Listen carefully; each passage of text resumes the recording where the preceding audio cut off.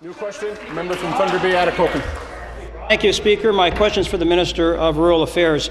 Minister, when we were first elected in 2003, we inherited three deficits: a financial deficit, a services deficit, and an infrastructure deficit. And in the first 7 or 8 years of government, we committed about $60 billion to infrastructure, including major projects in my riding of Thunder Bay-Atikokan. We further committed another $35 billion over the next 3 years.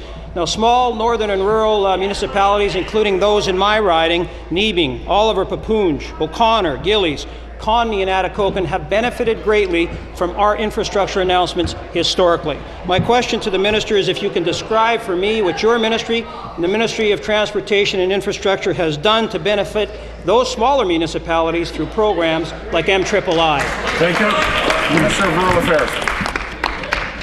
Well, thank you very much, Mr. Speaker, and I say good morning to the member of Thunder Bay-Atikokan, and I want to thank him for his question.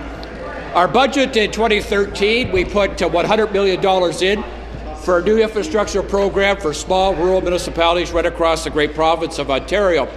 My colleague, the Minister of Transportation, and myself had the opportunity to visit Ontario, north, south, east, west over this past summer, an opportunity for us to consult widely with mayors and reeves and wardens, wonderful group of people, to get their input on how we can allocate this $100 million to support roads and bridges in rural Ontario.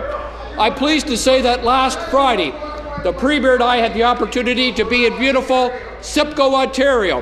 A wonderful mayor was there, Dennis Trevally of Simcoe, saying this is the right program, the right time for rural Ontario.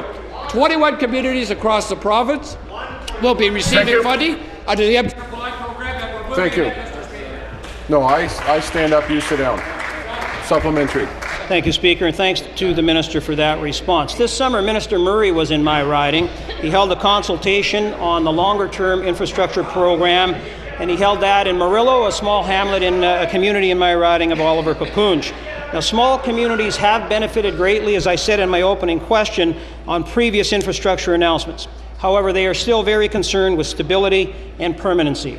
These small communities, by and large, have very large geographic land bases. They have relatively small tax bases with which to support their infrastructure needs. One bridge in a small community like Neebing or Oliver Papoonge could significantly skew their budget. Minister, I'm asking you to tell me what we're doing on a go-forward basis to ensure that small northern and rural municipalities have some ability to plan in a very positive, proactive way for their infrastructure needs on a go-forward basis.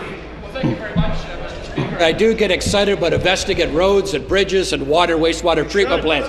Great stuff right across the province of Ontario. Mr. Speaker, and to answer my colleague from Thunder Bay-Atikokan, Minister Murray and I traveled across the province. We met with over 500 municipal leaders to talk about the challenges they face. And out of this consultation, Mr. Speaker, we're looking at ways, 2014, that will be a centerpiece of our budget to be doing some projects. The riding's member, Bruce Gray Owen Sound, to help that community out with their infrastructure needs. And Mr. Speaker, we're looking forward to putting a permanent program in place. Hopefully we'll see that in the 2014 budget, because that's what ABO, that's what Roma, that's what all the municipal leaders across Ontario are asking for, and we're going to deliver, Mr. Speaker.